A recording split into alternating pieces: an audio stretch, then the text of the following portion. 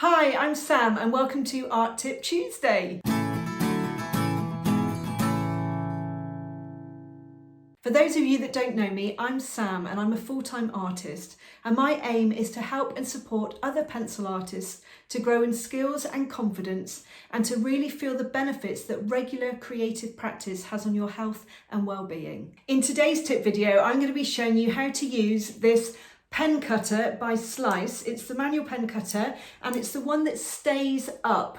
That's really important because they do have a retractable one which actually when you're trying to use it flicks back in. So I'm going to be showing you and demonstrating how to use this pen cutter specifically on drafting film. Now I'm going to be using Polydraw. There are quite a few different ones available, Duralar, lots and lots of different ones that are fantastic. But as a starting point, I think Polydraw is fantastic because it's not as expensive as the others and it's a really good introduction to drafting film. So the one I'm using is the Polydraw and it's the double matte and it's a 050 series. And I just want to demonstrate how brilliantly this little tool works on drafting film. So you can see from the work that I've already done on this piece that it's creating beautiful texture.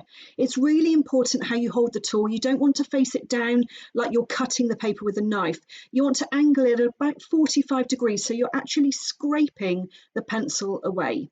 Because with coloured pencil you can't really put light over dark, it's quite tricky to be able to leave out the flyaway hairs or create light hairs over dark. And so the Slice tool is fantastic for this. You can see how there's already pencil down and what I'm doing is scraping the pencil next to it so that it looks like the hairs are lying over the top of the pads on the pool. It's really difficult to do this without something like the Slice tool. And the best paper by far that it works on is the drafting film. You can also use it as I am here to lift up some highlights. So if you've got a very small area and there's some tiny little highlights that the pencils just aren't able to leave out, then the Slice tool adds these little details in for you as well.